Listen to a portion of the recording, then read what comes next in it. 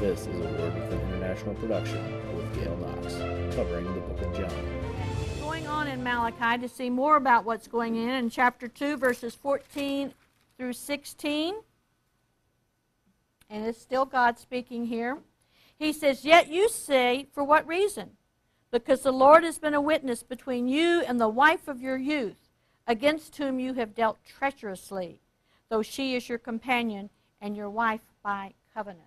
What's he saying there? I know we just pulled one little sentence out, but it tells you what he's talking about. What's he saying?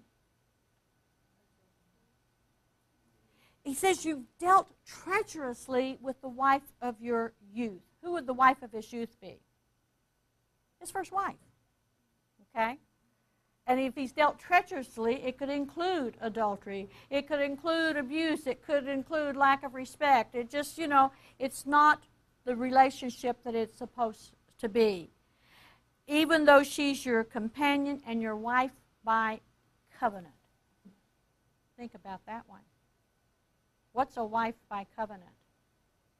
What's a covenant? Huh?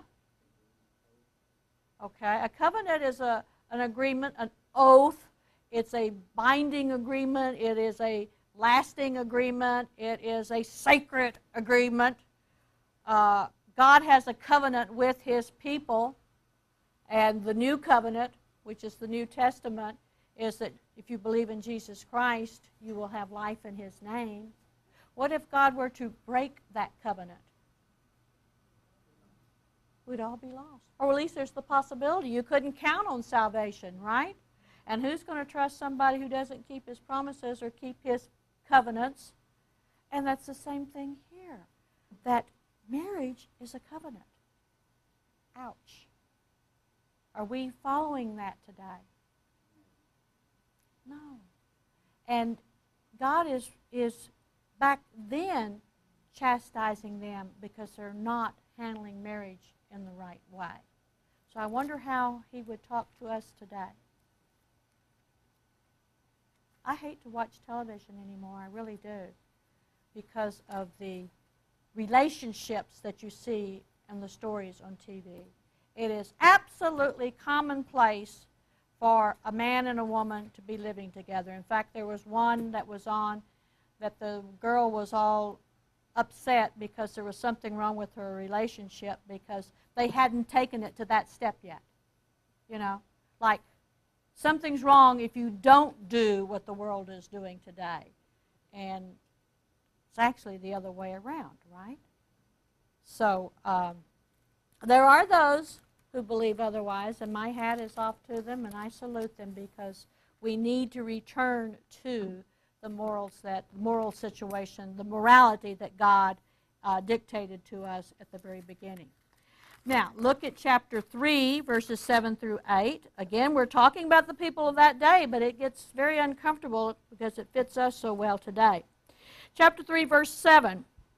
"From the days of your fathers you have turned aside from my statutes and have not kept them. Return to me, and I will return to you, says the Lord of hosts. But you say, how shall we return? Will a man rob God? Yet you are robbing me. But you say, how have we robbed thee? In tithes and offerings." Woo! Does he say it straightforward there? When you don't give God what you should be giving God, what does he call it? Robbery. Simple as that. You're stealing from God so that you will have more, is what he is saying. And he's saying they do not keep the statutes. He's talking to the priest here.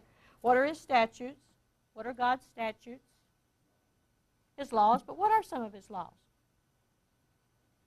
Come on, we got to live by them, so what are they? If we don't know what they are, we can't live by them very well, can we?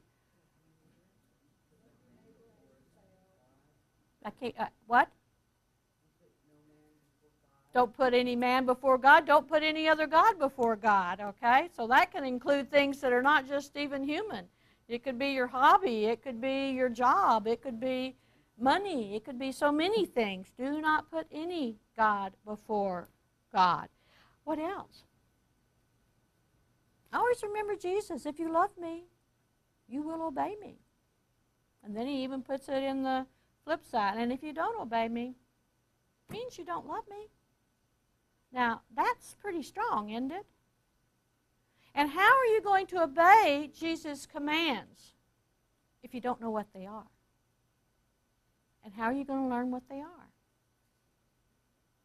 By reading and studying the Word of God. Everything comes back to that. You've got to be in the Word. You've got to be in the Word in the Spirit. In other words, letting the Holy Spirit teach you, which is one of the reasons why Jesus asked God to send him in the first place. We don't sit down and try to understand it on our own. We invite the Holy Spirit into our hearts. We listen, and then we study. But we have to learn what's in this precious book in order to be doing what God has called us to do. Then God promises a messenger. So he warns them first, and then he also promises a messenger. And we can see that in chapter 3, verse 1. He says, "Behold, I am going to send my messenger, and he will clear the way before me. And the Lord whom you seek will suddenly come to his temple, and the messenger of the covenant in whom you delight. Behold, he is coming, says the Lord of hosts."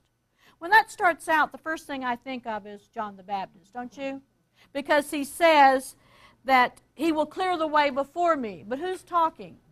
God is talking here. And he says that this messenger will prepare the way before me. So it doesn't have to be John the Baptist. And then when we go on, and the Lord whom you seek will suddenly come to his temple, and the messenger of the covenant. Now that changes it from John the Baptist, doesn't it? The messenger of the covenant has got to be Jesus. "In whom you delight, behold, he is coming, says the Lord of hosts." And just a little commentary in my translation and in my Bible, they capitalized the word he. So I know the translators thinks it's Jesus. Now remember, the Bible, the original language did not use capital letters, so that capital is commentary, that the publishers who translated it, the translators who translated it for the publishers do believe it was Jesus. That's not necessarily gospel, that is commentary. But from everything else in there, we can see how it is that they consider that Jesus. And then finally in chapter 3, going on to verse 3, says, "And he will sit as a smelter and purifier of silver. And he will purify the sons of Levi."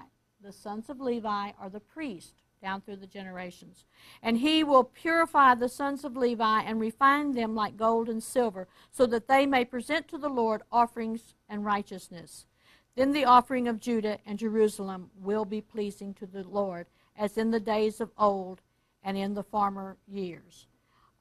In verse 5, "Then I will draw near to you for judgment, and I will be a swift witness against the sorcerers and against the adulterers and against those who swear falsely and against those who oppose the wage earner in his wages and the widow and the orphan and those who turn aside the alien and do not fear me, says the Lord of hosts."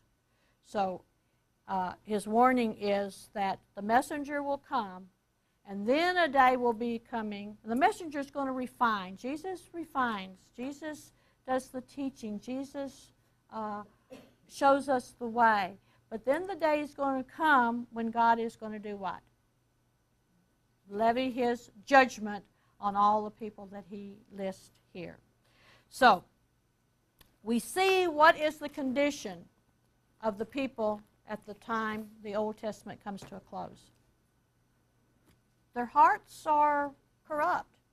Their leadership is corrupt. Their spiritual leadership is corrupt. And therefore the people themselves have just strayed so far away from God that they're lost. And these are his last words in the book of Malachi, prophesying the coming of his Son, and then the warning as to what's going to happen for the people who do not believe. That's the way the Old Testament closes. And between that point and when the New Testament opens up, we have 400 years of silence. God does not speak through a prophet during that time.